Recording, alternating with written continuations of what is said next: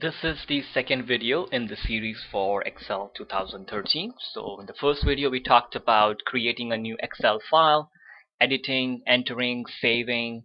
Now let's talk about more about formulas. So I'm going to open my Excel part 1, which is listed here. You could always go to the open other workbooks if it wasn't listed here.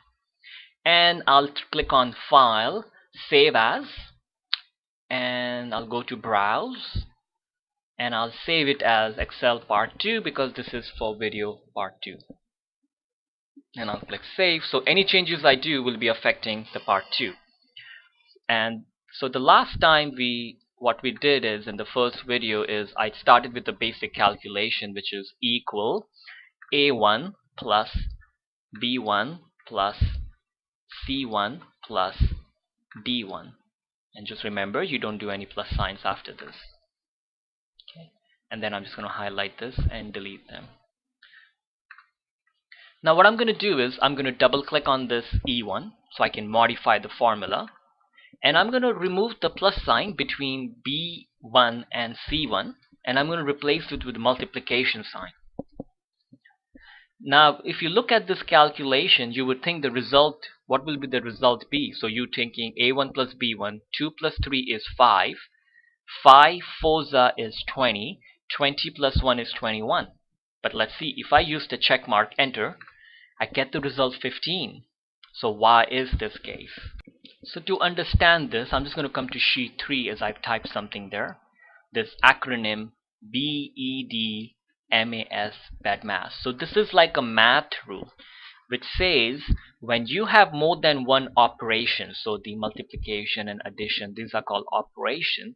When you have more than one operation happening, what should be done first, what should be done second, what should be done third, fourth, fifth, and sixth. So according to this rule, B, brackets are done first, and then things like exponents like 2 raised to 2, and then division, then multiplication, then addition, and then subtraction.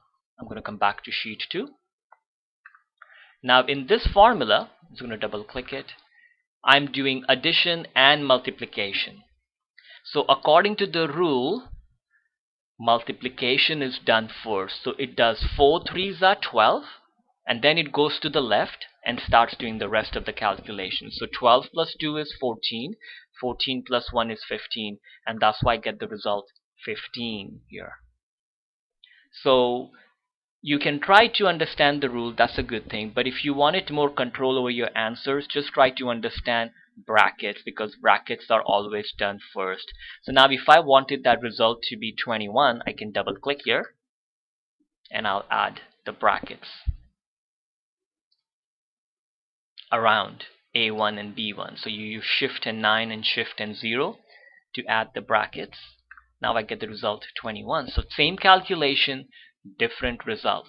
Now if I double click on it again, or I click in the formula bar, and I can put the brackets around C1 and D1, and I use the check mark. Now I get the result 25, because the first bracket will be done first, 2 plus 3 is 5, and then it will do the second bracket, which is 4 plus 1 is 5, and then the third step is the multiplication part, which is 5 times 5 is 25.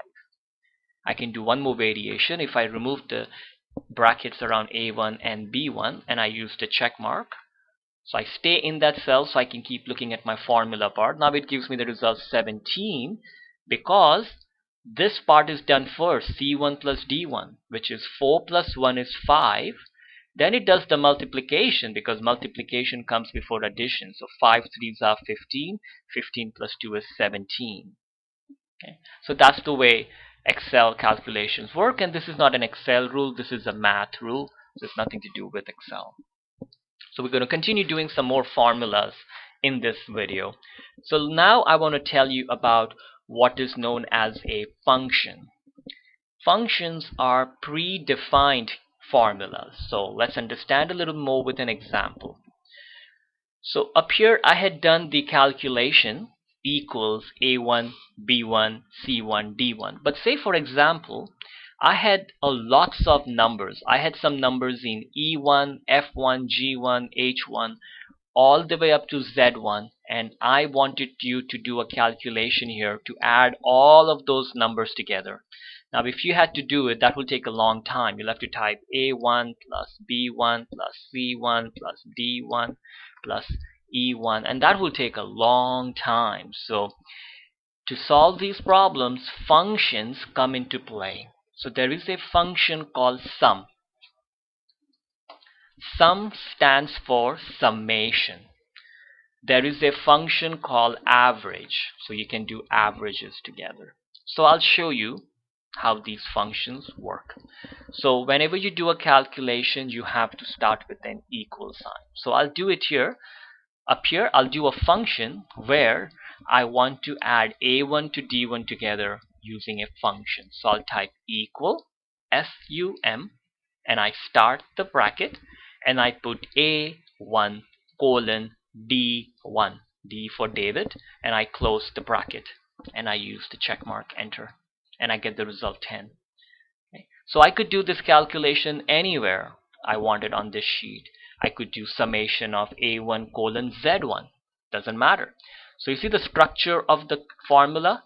Equal sign is a must, name of the function, and the range. What is the range? Whenever you have more than one cell, it's a range of a cell. The ranges are in the bracket. I'll delete this, and I'll do it another way. I'll type equal SU. Now when you type them, the word S and U, you see all the functions starting with the word sum. And you can click on it, and they'll give you the explanation what that function does. So there are lots of functions here, which we'll try to get a few of them, so you'll get an idea of how to use it. Now if I want the sum function, I can double click on it, and you see it highlights the bracket for me. Highlights it and puts the bracket. Now I just take my mouse, go to the middle of the cell A1, left click and hold it, and I drag. And you see it puts the colon and everything. And now I can hit the enter key, or I'm in the habit of closing my brackets, and I can use check mark, enter, or enter on the keyboard, and there it is. So that's summation. I'll show you one more way of doing it, which is even easy. I'm in the cell E1, that's where the formula needs to go. I'm in line of my information, so I can just highlight it like this, including the empty cell, and in the right hand corner there is a auto sum button. So if I press it, it puts the number 10 in E1. I click on it, and you see it puts the whole sum function. Now you see I did not type anything in it, no equal, no nothing. I'm going to hit delete, just show it to you again. I highlight either like this or including the empty cell, and I hit the auto sum. Now if I wanted to do the auto sum, say down here, so I just click on that cell. Now I start the auto sum, and it's making a guess that maybe you want to add these things together, which is sometimes wrong. So all I need to do is highlight the proper range, and you see it replaces that range with this range, and now I have the right result. So I'll just hit delete here.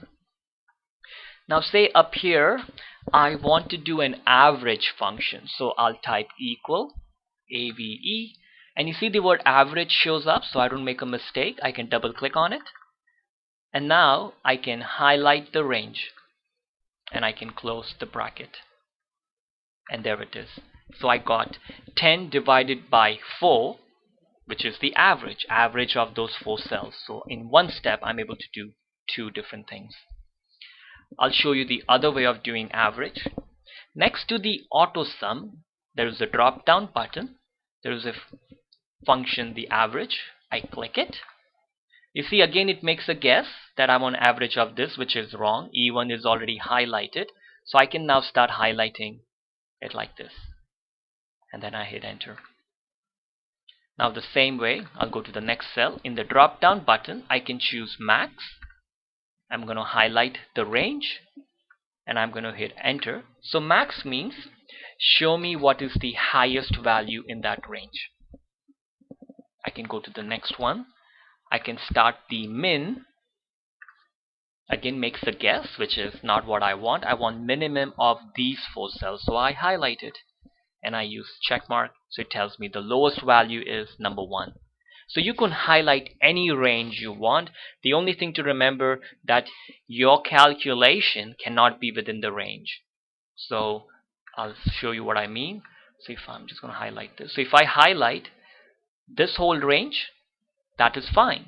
But I cannot highlight it like this because the E4, which is where the calculation is going, is also within the range. So this will be a problem. So you just want to make sure your range is outside.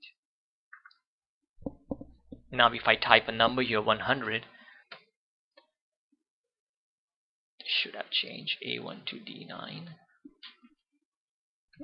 Oops, I was trying to change this number, but I put 100. That wouldn't change. But if I put 0.1, now that should change because it's looking for a minimum value in the range A1 through D9.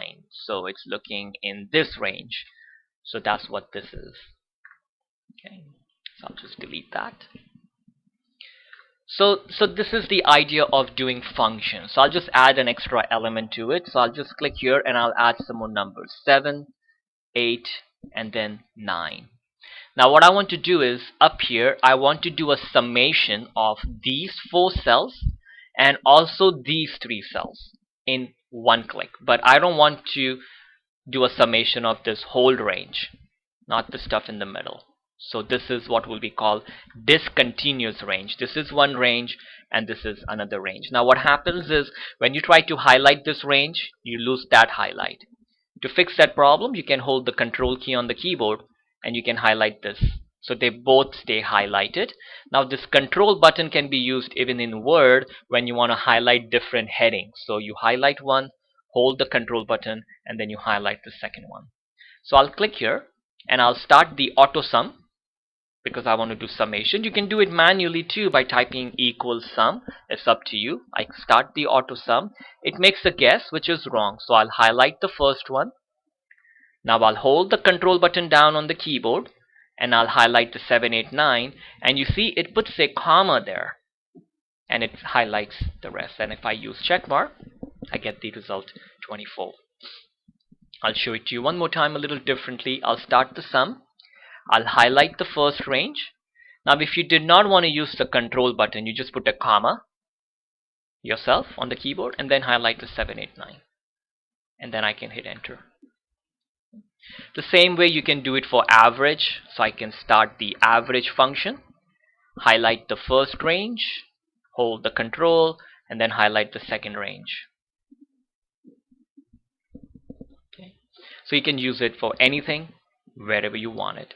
Now I'll start the auto sum. Now if I wanted, I could do this, hold the control, this, and this. So I can do summations like this too, or with combinations of ranges and individual cells. It doesn't matter.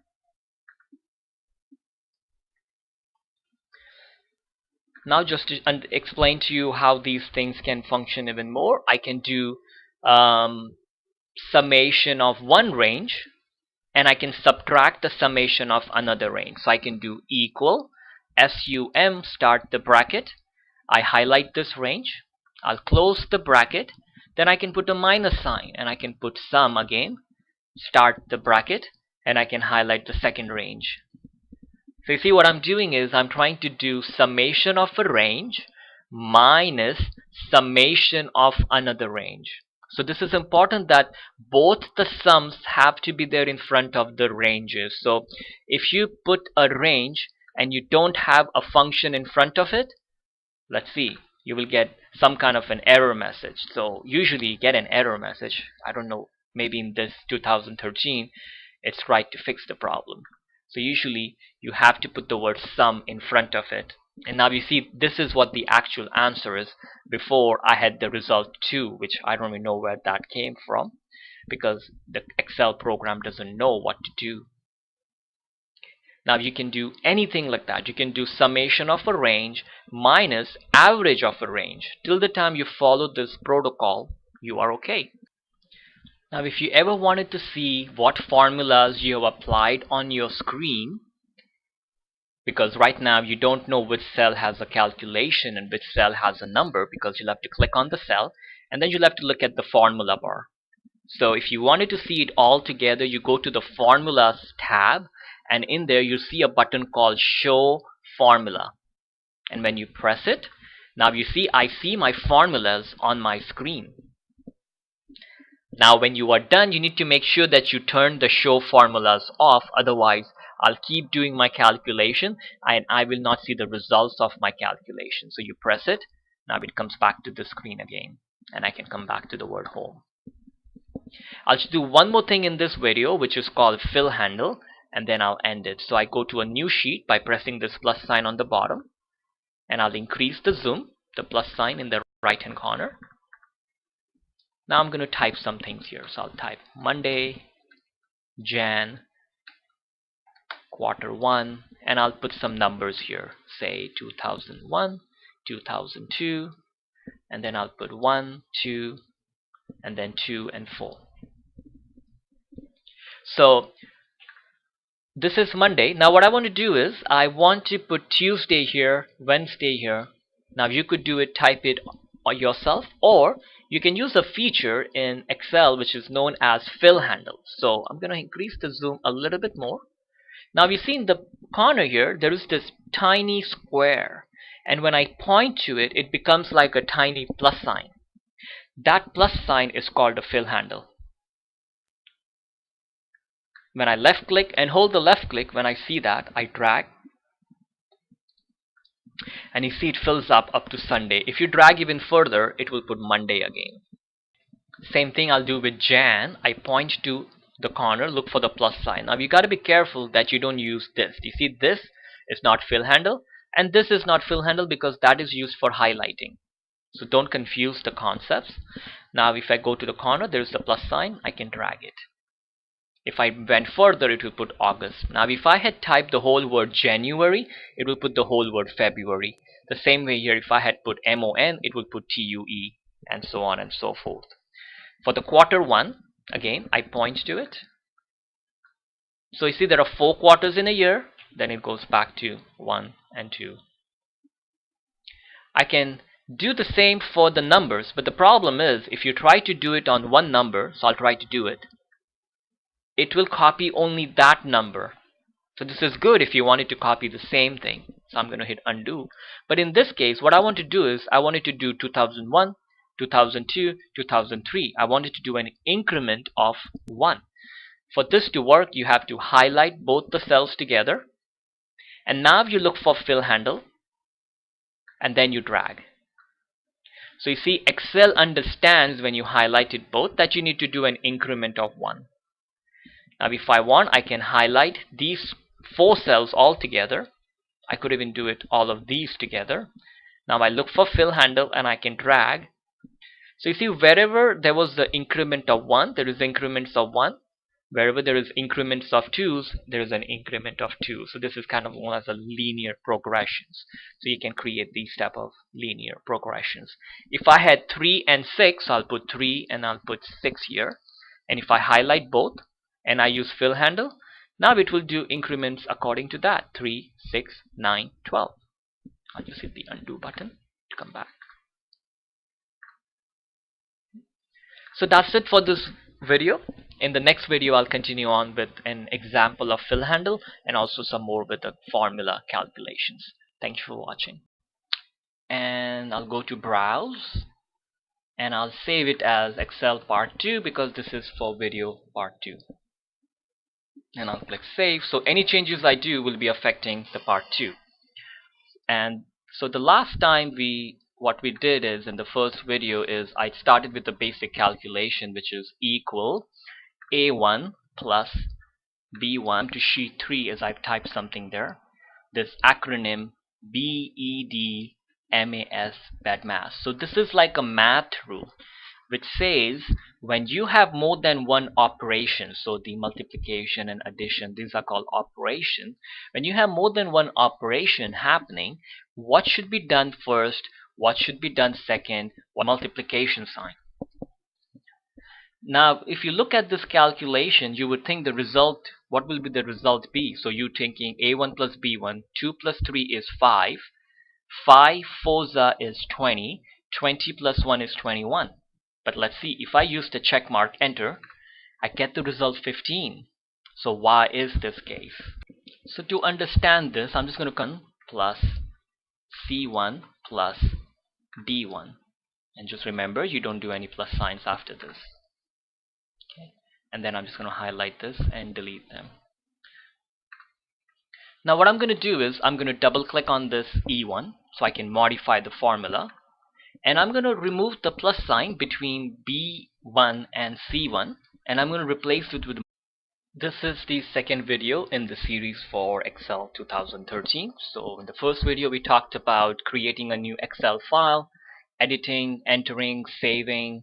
Now let's talk about more about formulas. So I'm going to open my Excel part 1, which is listed here. You could always go to the open other workbooks if it wasn't listed here. And I'll click on File, Save As.